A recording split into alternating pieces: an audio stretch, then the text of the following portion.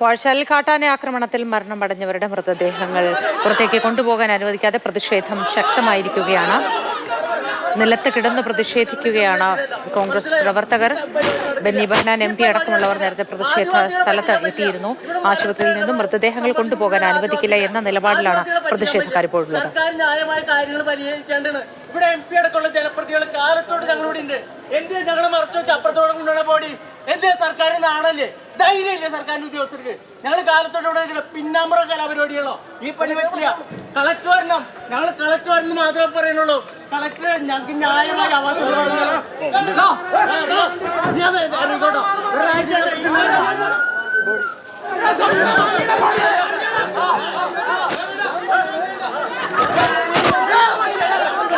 സ്ഥലത്ത് വലിയ പ്രതിഷേധമാണ് നടക്കുന്നത്. ബെന്നി ബെഹനാൻ MPയുടെ നേതൃത്വത്തിൽ ആംബുലൻസ് തടഞ്ഞു വെച്ചിരിക്കുകയാണ് പ്രതിഷേധക്കാർ. ഞാൻ നിങ്ങളോട് പറഞ്ഞതാണോ?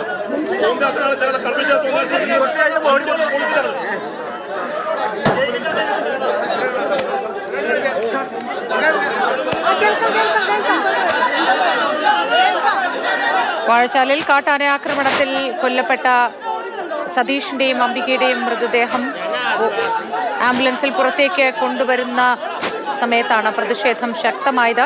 ബെന്നി ബെഹനാൻ MPയുടെ നേതൃത്വത്തിൽ ആംബുലൻസ് തടയുകയാണ്. പ്രതിഷേധ പ്രവർത്തകർ അവിടെ ഇപ്പോഴും നിലപാടിൽ ഉറച്ചു തന്നെ നിൽക്കുന്നു. പോലീസ് ഇടപെട്ട് അവരെ പിന്തിരിപ്പിക്കാനുള്ള ശ്രമങ്ങളും നടക്കുന്നുണ്ട് സ്ഥലത്ത്. റിയ ബേബി വിശദാംശങ്ങളുമായി ചേരുന്നു. റിയ, എന്താണ് പ്രതിഷേധക്കാർ പറയുന്നത്? സ്ഥലത്തെ ഇപ്പോഴത്തെ അന്തരീക്ഷം എന്താണ്?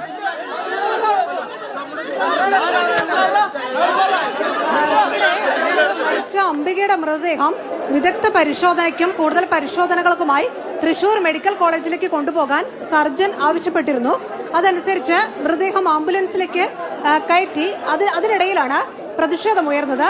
ഈ അംബികയുടെ ബന്ധുക്കളിൽ ചിലർ തന്നെയാണ് ഈ മൃതദേഹം വിദഗ്ധ പരിശോധനയ്ക്കായി കൊണ്ടുപോകണമെന്ന നിലപാടെടുത്തത്.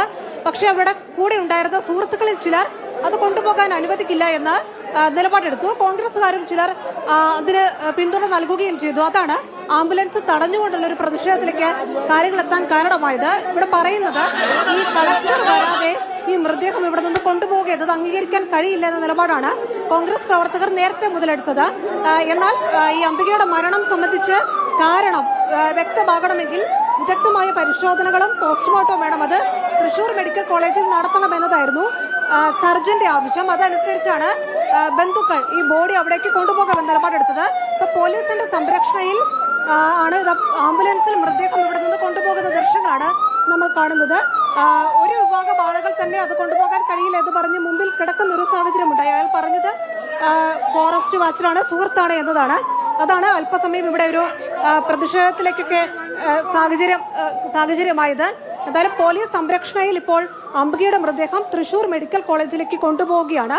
വിദഗ്ധമായ പരിശോധന വേണം. കാരണം പുഴയിൽ നിന്നാണ് അംബികയുടെ മൃതദേഹം കണ്ടെത്തിയത്. അതുകൊണ്ട് തന്നെ എന്താണ് മരണകാരണം എന്നെ സംബന്ധിച്ച് വിശദമായ ഒരു പരിശോധന വേണമെന്നതാണ് ഇവിടെ സർജൻ അടക്കം എടുത്തിരിക്കുന്ന നിലപാട്. എന്തായാലും ഈ സംഭവത്തിൽ ഇപ്പോൾ ഇവിടുന്ന് ബോൾ കൊണ്ടുപോയിട്ടുണ്ട്. രണ്ട് വിഭാഗമായി തിരിഞ്ഞ് കൊണ്ടുപോകണമെന്നും കൊണ്ടുപോകാൻ അനുവദിക്കില്ല എന്നും നിലപാടെടുത്തു. ചാലക്കുടിയിൽ നിന്നും വിദഗ്ധമായ പരിശോധനകൾക്കായി അംബികയുടെ മൃതദേഹം കൊണ്ടുപോകുന്നതിനിടെയായിരുന്നു പ്രതിഷേധം ശക്തമായത്. ബെന്നി ബെഹനാൻ MPയുടെ നേതൃത്വത്തിൽ ആംബുലൻസ് തടയുകയും പ്രതിഷേധം നടത്തുകയുമായിരുന്നു.